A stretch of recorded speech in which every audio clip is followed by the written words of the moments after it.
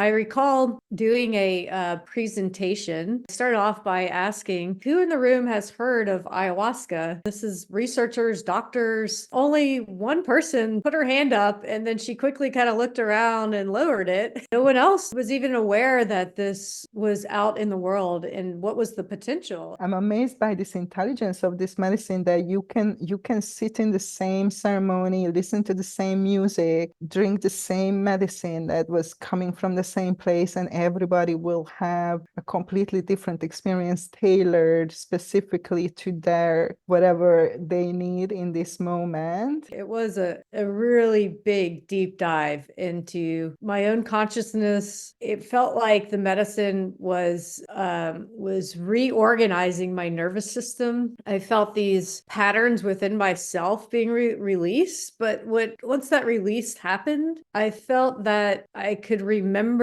things I've always known but had forgotten. These sacred plants are very powerful tools, and they can be used to harm and to heal. Hello and welcome back to our podcast, Ayahuasca Avatars. And today I'm just so happy to have my sister here, Allison Feduccia, and she is the visionary behind Psychedelic Support. That probably lots of you know this website, and it's just a treasure trove of just good content and training and just interesting things and research and all of that. So I wanted to make this happen for such a long time because I really love to know people's stories, behind the scenes. But Alli is a little bit, she likes to be in the background. So I know that it's a big honor that you are here today. Thank you for coming. Well, thank you so much for having me.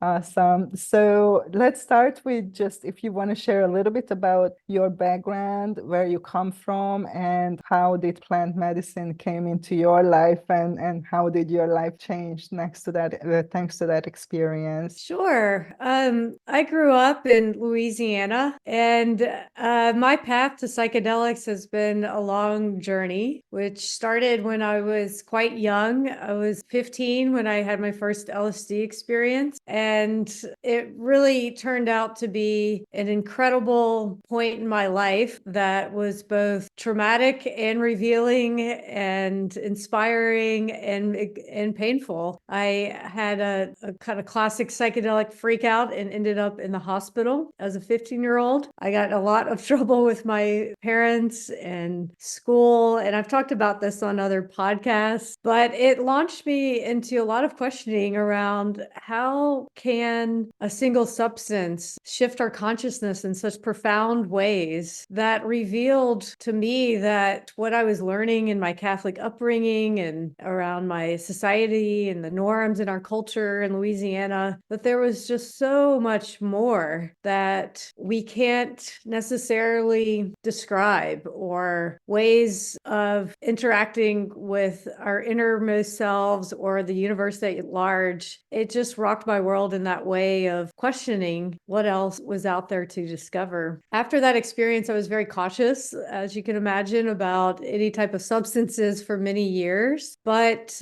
eventually, I did connect with ayahuasca in 2012, I believe it was. I took a journey to Peru and sat in a Shipibo traditional ceremony at a retreat. At the time, I didn't know a ton about ayahuasca. I had heard from some friends about some experiences they had, and I was researching at the time MDMA, which is sometimes known as ecstasy outside of medical context. It's now being researched as an adjunct for psychotherapy for treating mental health conditions, including PTSD. But this was way back in 2004 that I began researching it as part of a doctoral program, MDMA, looking at the neurobiological effects. So I had this curiosity and an understanding of these compounds, but I kind of pictured ayahuasca in the cultural context of shamanism or traditional lineages as something that was just very exotic. Had read some books, perhaps. I had this, I think, one or two friends that had the experiences back then. So I was very curious, and I decided I was in between. I was going to be starting starting a postdoc at the National Institutes of Health. And I had a month in between finishing up another job before I was going to be moving to Washington, D.C. to take this postdoc. So I scheduled a trip to Peru, and I let my friend know about it. And they said, you should go to this retreat center, Temple of the Way of the Light. So I reached out, and they were booked for many months. So I asked, if there's an opening, let me know. And I just went ahead and planned my trip to Peru without the really seeking out the ayahuasca experiences in a big way. After I had planned, I bought my plane ticket, I had everything planned. I get a call a few months later from the retreat center, and they said they had a spot opening. And it just so happened to be the day after I had already booked the flight. So I had time to get there without changing anything. So I felt like, yeah, I want to do this. I'm going to go and I'm going to see what this is all about. And so I went, and it completely changed my life. Wow. Let's just pause for a moment here. I love hearing these stories. And, like when you say yes to that calling that people are familiar with the Mother Ayahuasca, how, the universe just sets in motion and you have these like synchronicities and these just everything just appears in the perfect timing. And you are really feel that you guided to the medicine, and I know that it might sound weird for people who didn't have this experience. This is a little insider thing, and it's just how it's I didn't understand it before either. So this is a common theme in all the stories and all the journeys, how we ended up there and and what happened. And so many people have these stories that, oh, the medicine changed my life. And I know that it is true because this happened to me as well. But can you kind of pinpoint more practical, exact things? What do you mean, when you say my life was changed completely? Like, this is how it was before, this is what happened after, so people can imagine, in a better way what kind of change we are talking about here. Sure. So the retreat I went to was 7 ceremonies in 12 days, which is an incredible amount of medicine to drink and to undergo what can be at times really challenging or very profound experiences. I don't think I would ever do that much,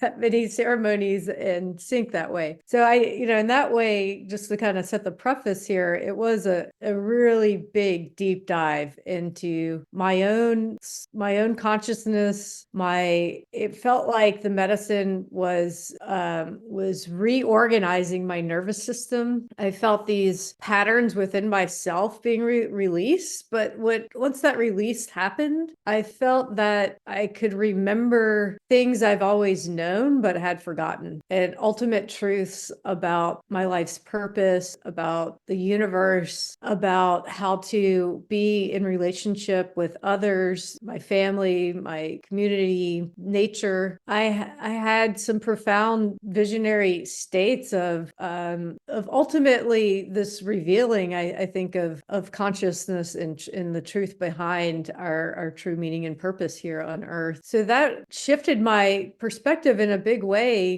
having been involved in biomedical research and trying to understand how substances work in the brain. I'm a neuropharmacologist, and I was very heavily involved in that, and as well as for addiction recovery. Once I had those experiences, I could see that this path with plant medicines and the traditional way of working with them in this context of group settings with music, which I'd love to talk more about that too, and the Icaros and the sound vibrations and the container that's created at these ceremonies, how potent and powerful that could be for anyone who is struggling with addiction or mental health conditions, and whether or not ayahuasca is helpful in the sense that it's a spiritual awakening or can unpack some of the psychological reasons that underlie mental health conditions like addiction disorders, or is it actually doing something on a physiological level that helps to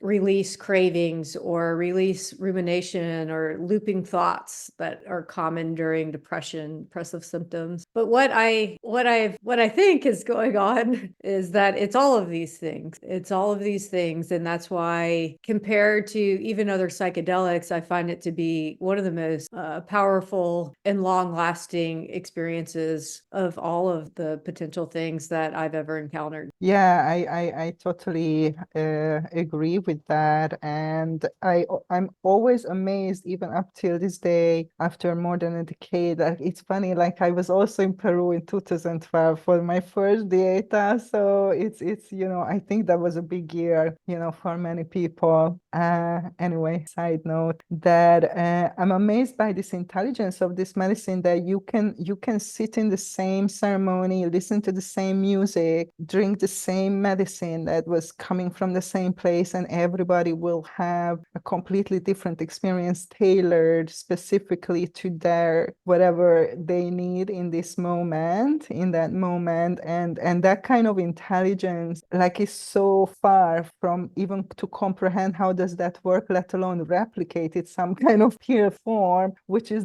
does the opposite, which is the uniformity. You give the same peer and everybody has the same effect, right? And then you can measure and all that. So it's like a completely different ball game here. And I think that's for me one of the mind-blowing characteristics of this medicine and this intelligence, that we are talking about. So you mentioned earlier what is the true meaning and purpose, or purpose and true meaning here on earth. Like, did you get like any more information about that, or what did you learn about this from the medicine in general, not necessarily your particular purpose? Yeah, so it comes up for me when you ask this question is I think what it really showed me was that we are all safe here, and that love is the predominant thing in the universe, that we are here to experience love and give love, and that the challenges that come up in life are part of our learning experience, and that as we experience pain or shame or discomfort or challenges, that those are necessary parts to be able to wholly appreciate joy and love and euphoria and all the things that I think we want to be experiencing all the time. But that dichotomy is necessary for us to appreciate one for the other. So this idea that grief and love are one, or pain and happiness are one, and you can't really have an experience as a human without both. And ultimately, I sense that we come to Earth to kind of have some sort of journey play out, and that along the way, we are taking in information for our souls or spirits, something on a deeper level. And, this is out of the realm of my scientific understanding, and working with plants has really helped me to embrace that dichotomy of science and spirit. And just because we can't measure something doesn't mean it doesn't exist. And in fact, just like we have five senses that our human body is attuned to, that there are other ways to sense and experience things, and particularly with plant medicines can open that door much faster than perhaps like a lifelong meditation practice or yoga practice, which I do both of those too, and have a great respect for those as modalities to access this same level of deeper awareness. Yeah, I so resonate with what you're sharing. So, like they say that plant medicine kind of activates the right brain, and that's what we kind of need to come back into that state of balance, because we are very like society, and we in the West are very West side dominated, and I think that there is something in it, definitely. So, how did your values and priorities change after this experience? And you were set on a career path, I guess, and did that, I guess it turned out, something different. So how your work changed and what you're doing today, and how was that informed by this experience? And also if you want to share a little bit about like relationships, because I think that's what most people want to know about. Sure. So after that initial retreat I did in Peru in 2012, I went to Washington, D.C. directly after that and started working at the National Institutes of Health, specifically on alcohol use disorder trials within the clinical building there. Is a big hospital. There's no windows. It felt very very much that the tools and the medicines we were looking at did not even compare to, we're trying to drive in on one receptor, and maybe this would disrupt cravings if we block ghrelin, which is responsible for hunger, inducing hunger and those feelings. It just seemed very too rigid and not looking at the whole self and the whole person. So the insights I had from those ayahuasca journeys is that, why people in our society often turn to substances is to, feel connected to others, the isolation that often comes with our modern society, the work,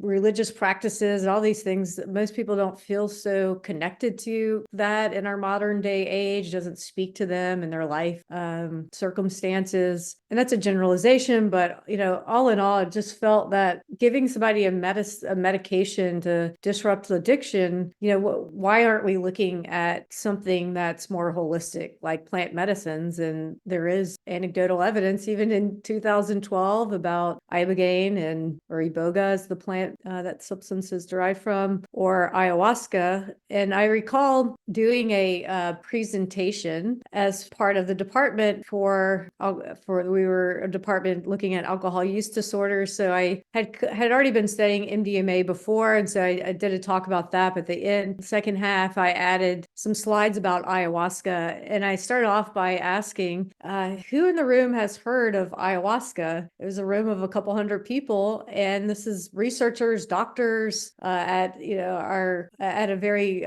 forward-looking medical foundation of the government here in the United States. And only one person put her hand up, and then she quickly kind of looked around and lowered it after realizing that no one else was even aware that this was out in the world and what was the potential. And when I look at that now, it's been 10 years. I think there's a lot more awareness around this from media coverage and research. The door has been blown open. But at that time, I think there was a lot of skepticism about what I was saying. There's these traditions in the Amazon that have these plant brews that can open people's consciousness. And, a lot of people just had heard about the LSD trials in the 50s. And there's kind of like some, like, what is that? But I don't think there was much interest at the time. And there was a few comments about, Johns Hopkins University, which was right down 45 minutes away, they started doing psilocybin research, and perhaps it piqued some interest at that time. But now it's a totally different time and place. So as far as a career path, I kind of knew that I wanted to devote my time and my energy into something that had helped me personally with mental health and my well-being and finding deeper meaning and purpose in my own life. That's where I wanted to put my time into, as far as research and potentially helping others to connect with this path if that felt like the right journey for them. Can you hear me? Okay, good. All right. So, how did this whole venture came about that you envisioned? It was like your vision that came to you. It was a collaboration. It was something that organically evolved, or you just downloaded this? Like how did this came about? I'm sorry, what was the beginning of that question? How did what come about? Or psychedelic support, that you shifting out from, that Yeah. trajectory, like. Yeah. So fast forward some years, I ended up completing that postdoc at NIH, and I had met my now husband, and we took a bit of a journey together, traveling for a few months, and we landed back in Austin, Texas, which is where I had been before doing a graduate program at UT. And so we're there, and I'm trying to kind of figure out what's next for me. And I thought I might want to do more educational work or start researching psychedelics again. But as this time, again, it's 2013, there's very limited opportunities to do so. And I was kind of saddened in that I hadn't connected. I didn't know, like, ayahuasca just wasn't really available. I hadn't heard of different underground ceremonies happening in the US, or to go to another country to do so hadn't been in my plans. But I ended up connecting with ayahuasca, and I sat in one ceremony. And here again was sort of this divine guidance, or this divine calling, or the door open for me. And that the whole thing, the whole download that night was about, you really need to go research this. Like, whatever else you're doing, this education, that's not really that important. You need to get back in the research right now. You've done all this training, like go research ayahuasca or psychedelics. And so I met that call. With the next week, I looked up, I'd been aware of MAPS and following them. So I contacted someone at MAPS, one of the trial leaders there, and they said, well, we don't really have any positions right now, but you have an interesting background. And if you want to do some volunteer work for us, we would welcome you to do so. And so I started doing volunteer work for them. And within a very short amount of time, they said, look, if you want to come to Santa Cruz, we have an internship here. We don't have much money, but if you want to come, you could come and work on these trials and help us with our education for the therapist training program. Because I had a background doing some modules and things like that too. So I said, okay, I'm coming. I packed up my whole life, and we moved here with our two dogs. I wasn't married yet, but my husband now and I moved here, and that shifted everything for me. So I was heavily involved in the MDMA studies for 5 years, also working on different aspects of MAPS clinical development programs, their education, their resources. And I was lucky enough to connect with a community here locally that has a ongoing practice with ayahuasca, and to really be able to go deeper with this path of listening to plants. And through that, it became a lot less, I think, like personal, like this personal healing had helped me a lot of kind of work through things from my earlier life, that I kind of started to feel more that it was guiding me to do different, or guiding me on a path that was most inspiring to me. And I've learned to acknowledge that, and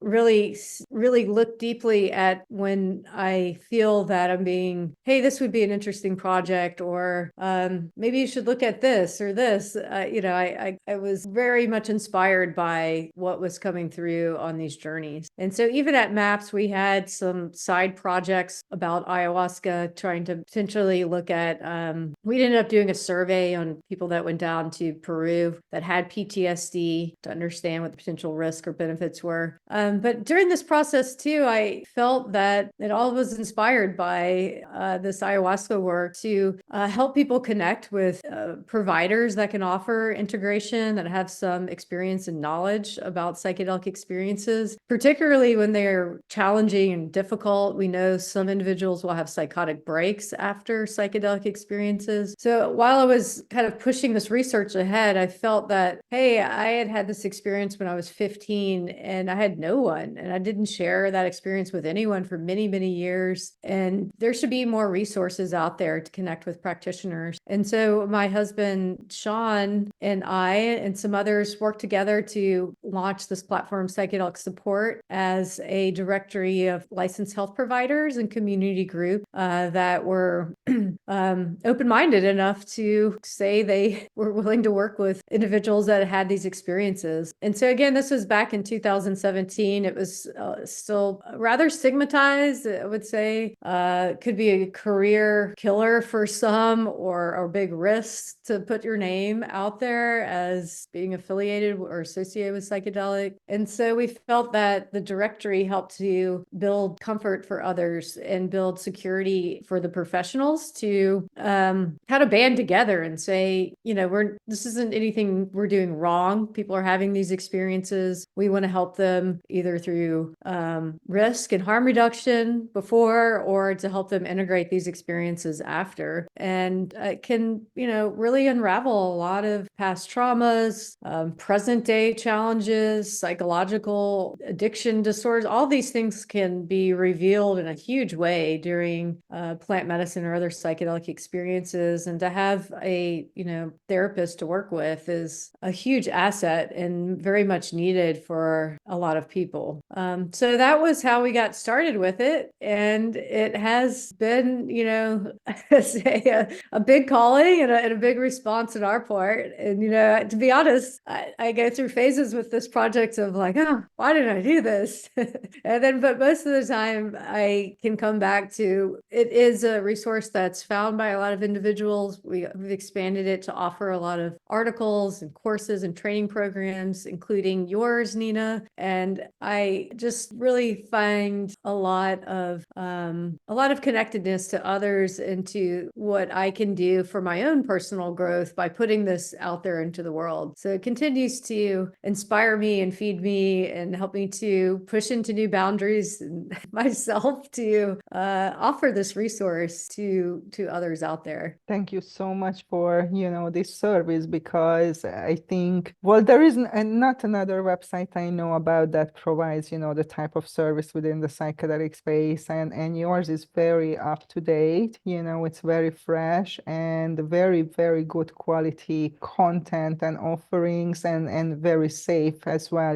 with a lot of integrity. And I think, that's one of the big challenge and also responsibility that we're going to talk more about, when we are talking about plant medicine. So yeah, but I know that for you personally, as a path of service, it's probably a roller coaster and it has its own challenges. Like, do you have anything that you need from the public right now, people who are listening to this podcast, that how, if people want to contribute, if people want to help, and give back to this movement, to the medicine stuff, like, is there anything that you are looking for or passionate about right now? Right. So the whole idea behind Psychedelic Support was to be a platform for those that have knowledge, services, gifts to be able to share. We never intended it to be like, oh, we have all the answers and here, let us show you the way. We really embrace this idea of an interdisciplinary approach, and that by giving a platform to others for their courses, their programs, their articles, their therapeutic services or community services, that we're all going to be stronger together, and that each individual may gravitate towards different practitioners for different reasons. And I find that the articles and the courses can help show someone more about that practitioner, can help you get a better sense of, is this the right fit? And that's always important when you're seeking a therapist or coach. It's even more important, more critical, if you are going to be trusting this person with what came up for you in psychedelic experiences, and even more so if you're going to be going on a journey with someone. And, we've tried to kind of keep the site all above in the legal frameworks of where we are in present day. And so it's not that the platform is geared towards underground practitioners, underground services, but nonetheless, we want to keep everyone informed with free courses, information, and guidance on, if you're going to embark on psychedelic experiences, to make sure you understand set and setting, that you have good support, whether that's from a community or from a practitioner, that you know what the risk factors are. If you're on certain medications or have other diagnosis, you have to be really careful, and it shouldn't be taken lightly. So we want to reiterate that for anyone who is considering this as a path for themselves. Yes, and we're gonna talk more, why this is so crucial. And yeah, I wish, I would have this resource, before I went into my first dieta, because yeah, the naivete resulted in a lot of unnecessary suffering. So it is a great service, that people have this portal now, that even before they go into an experience, like, they can get a lot of understanding and information and support, as you said. So you mentioned a couple of times, that your life changed so much thanks to working with the plants. And, a result of that was also like changing the trajectory of your career and creating this portal and this offering. So can you talk a little bit more about like in what way, especially for you, like the Mother Ayahuasca impacted your life and how helped you to heal your relationship and the things that you were struggling with, so people can understand a little bit, what we are saying, that okay, my life really changed and I feel so much better now, what does that mean? Sure. I from those experiences, when I look back, it helped me to really get off the train of just unbound consumerism, or thinking of how to construct a life where, the goal was to have the next car or the house or the trip or the next big experience, and to just slow down and look within. So I started a yoga practice. From there, it led me into more mindfulness and meditation type practices, qigong, some of these ancient technologies that have become more popular, even without the plant medicine path. But for me, those are a way to keep it going after the experiences and to find this deeper, slower, quiet, more connected path. And I live in Santa Cruz, which is an amazing place of natural beauty. There's redwood forests here. There's biotic zones where unique geographies of land and animals and insects and plants all come together. We're right here on the Monterey Bay, which is on the Pacific coast. So there's otters and sea life. And what it's allowed for me is just more connection to the world around me and dropping into more subtle energies. I think energies is the right word to describe it, that I think we distract ourselves away from as humans in our society these days. There's phones, there's news, there's social media, there's all types of ways to distract from what is here in the present and the here and now. So that aspect of just sort of the cultural upbringings around cultural and religious, for in my part, to look, so that piece was very healing for me, of kind of seeing the world from a different viewpoint, in a different way, of knowing, I think, that we're all are feeling the sense that there's a deeper current that's running, that we're not necessarily just in control, and that it's you make a decision and B happens. So trusting this flow of consciousness or guidance, or being more open to that. And to me, that really comes through in nature, or sitting more quietly in meditation or yoga or walking. That's more mindful walking. That has been a big part of the integration process for me. And I find that I don't sit with plant medicine so much, and that I try to, I find that spacing it out a lot more, and working in the here and now with some of these other tools that we've been talking about has been the most revealing to me. And dream work and other ways that we can shift our focused consciousness from like working or distraction, or feeding our sensory needs of eating those types of things, to the more expansive states that we can experience as humans. Yeah, absolutely. And I think, that a lot of times, like the most people struggle with like depression, anxiety. I think this is very, very connected to what you're talking about, like the stress of life, just being overwhelmed, being disconnected, being ungrounded, being isolated. That is very stressful. So that creates a lot of stress and anxiety and fear when you are in that state of disconnection or separation. That is the opposite what you were describing. And I think most people lives in that state, because I know I lived in that state for a long time, and then the other one is that lack of purpose and meaning, or trying to fulfill somebody else's purpose and meaning, not yours. Like that, I think that's very connected to depression. What's the point?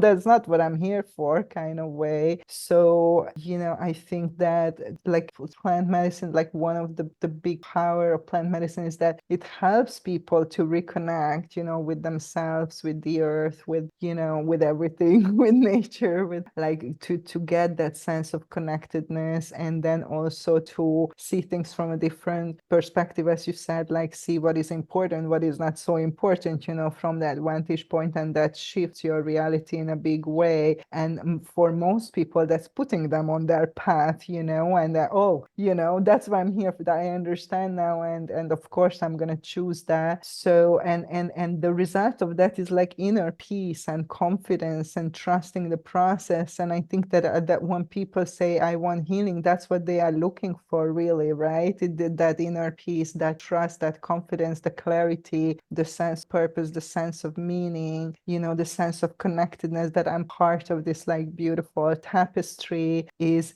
what most people are looking for.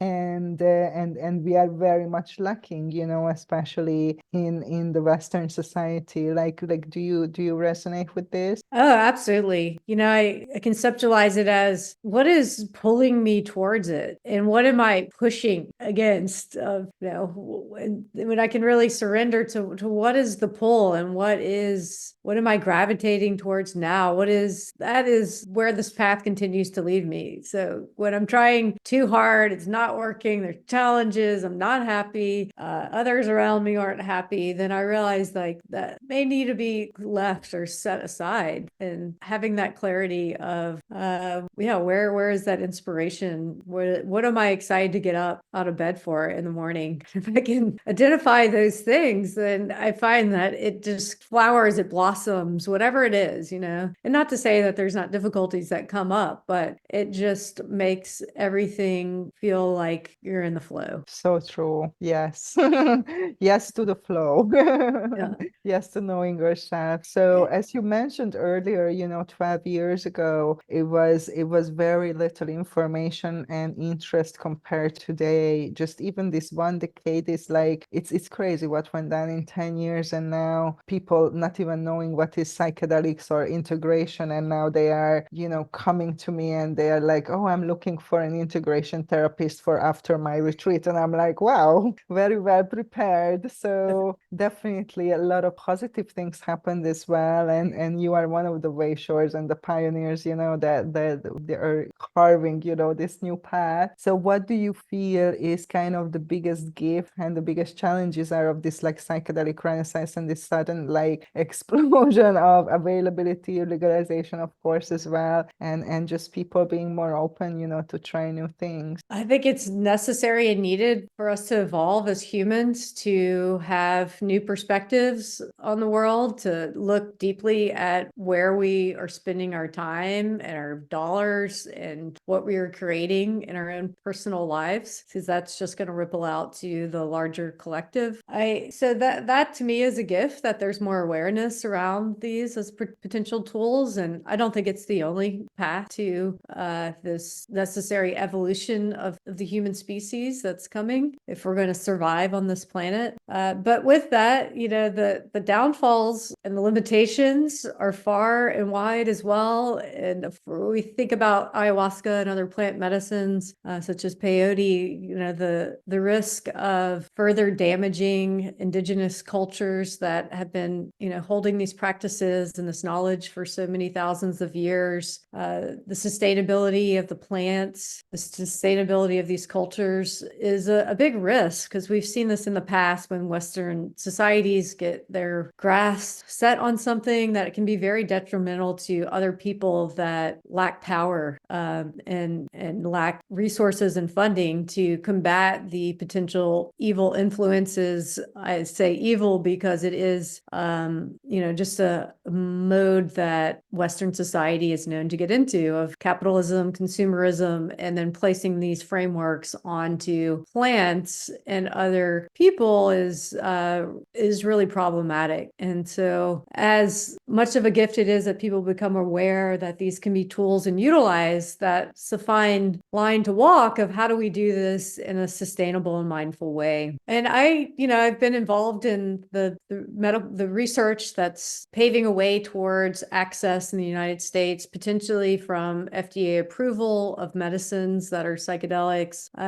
Some that are furthest along include psilocybin, which is derived from magic mushrooms, as we know. And while I see this as a potential access point, and those that are really struggling with mental health conditions or have chronic physical ailments, working with doctors and therapists could be a good path for individuals. It seems in my mind that most people, though, will gravitate more towards community-based models, to the ceremony and spiritual aspects that have traditionally been prominent in South American traditions that use ayahuasca and plant medicines, or iboga in South Africa. There's many examples of this. So that community aspect is a big part of why I see continuation of someone that feels called to continue with psychedelic.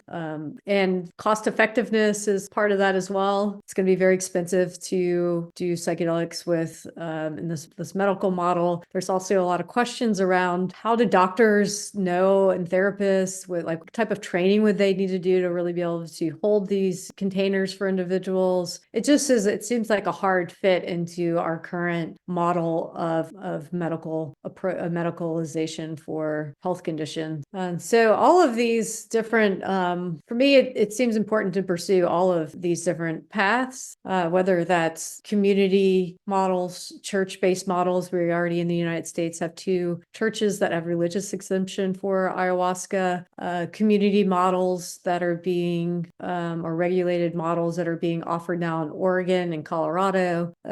This seems the way that could potentially limit some of the downsides of making sure that we're not over harvesting, that the plants can be sustainably grown, that we're not encroaching on other cultures and traditions, but on the same time, not so restricted to synthetic compounds offered by pharmaceuticals and pharmaceutical companies in a medical model that will have other limitations and downfalls as far as what we just talked about, cost and ongoing support and care of a community. Yeah, definitely. I see, these 2 paths kind of diverging more and more. One of them is the top-down legislation, and putting a legal framework and trying to force this into the Western medical system. And the other one is more like that grassroots, that comes out from the people who are actually working with the medicine and have, experiences longer term. And yeah, I think both is developing, but I don't really see them merge or cross at any point, because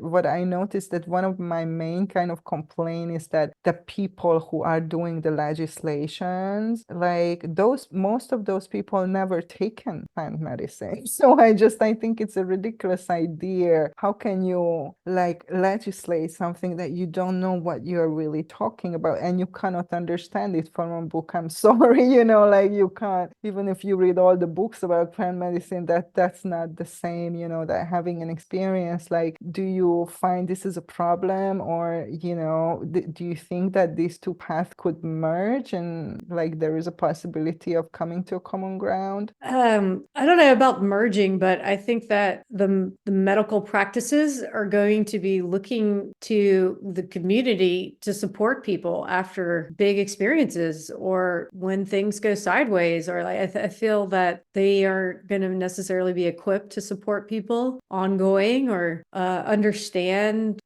spiritual elements. And this is kind of broad strokes, right? I mean, of course, there are practitioners that have had experiences, that have done in-depth trainings like the one you're going to be offering. That's a full year of going deep with plant medicines and the integration process. But likely, what we hear is trying to go for medicines that pack a big punch in a short amount of time, like 5-MeO DMT. Get your 1-hour session with a therapist and doctor, and then, go ahead and get an Uber home. So that to me is like just going to be leaving a lot of individuals blown open and not having the care and support needed. So in that way, I do see that the medical field is going to be looking to practitioners that have a lot of experience, that can work slower, that have groups, that have this understanding of where someone might be and how to meet them there. So I've gotten more and more interested in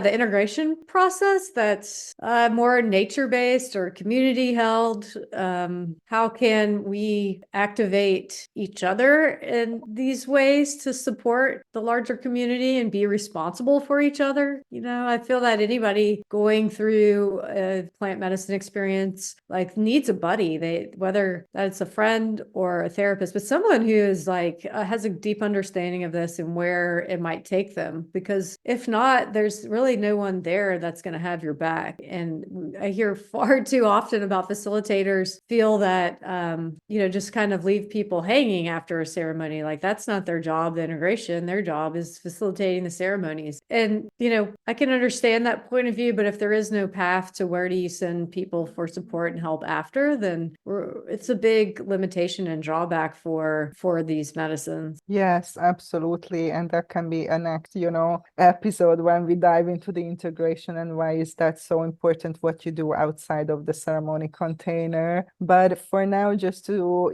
finish this episode, like what would you say to people who are coming into the psychedelic space and they are like, I heard about this, I'm curious, I'm excited, what do I do now? What would you love these people to know, before actually they take the medicine? Yeah, I think that's a good question. I'll have to cook on that a little bit. I mean, to me, most important is the safety. Like you have to start with safety first. So understanding dosing, where substances are coming from, like the fentanyl contamination in powders and even potentially other things is a big deal. It's terrible. People can overdose and die off of just one exposure. So that aspect of dosing, purity of substance, the set and setting where you're going to take it in. So your mindset, how have you prepared to go into that? And are you in a safe place with safe people? Is there an emergency plan? Have you thought through all the different things that could come up? Have you made sure that you're not on medications or have medical conditions where you should seek professional medical advice before taking a psychedelic substance if you are on certain medications? So that would be the place to start. But then, I feel that if after you've kind of checked that box, what's the intention behind doing this? Is it just because you heard your friends say it revolutionized their life? I don't feel like that's the best reason because you read an article or someone told you how great it was for them. I think it's that like, why am I seeking this out? And what do I want to get out of it? And what, am I really clear on that purpose? And if that's the guiding principle and you can answer that question really well, then I think the experiences in the path will be more accessible and more open and more safe for individuals to pursue. Absolutely. Thank you so much. And we co-created a webinar for this 5 steps for responsible preparation for plant medicine journeys that you can access through the website Psychedelic Support under education and trainings or workshops, I think. So it's I think $19 or something, super affordable. And then we talk through all of these points that Alli mentioned, to make sure that you go in the right way and in a safe way, because we couldn't go into this other topic, the whole dark side of plant medicine and the misuse of the plants today so deeply, but that will be another occasion. But yeah, just these plants, these sacred plants are very powerful tools, and they can be used to harm and to heal,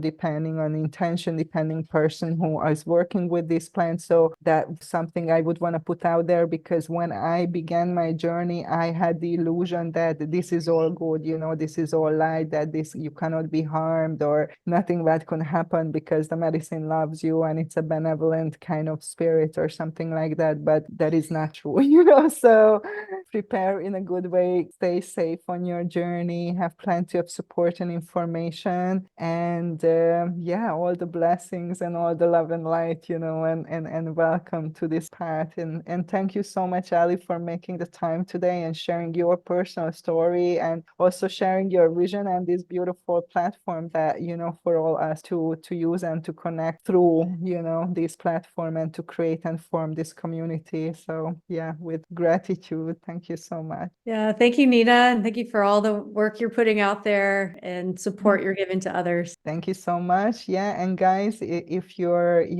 feeling the calling to support others, especially in the integration, check out our upcoming training. Also, it's up on Psychedelic Support on my website, avatarhealingarts.com. We are starting in April for the ayahuasca integration facilitator training. So there is still a couple of places left. And thank you for listening, and leave a comment and tell us, what you think or what you want to hear about next. Thank you so much, and lots of light to you all.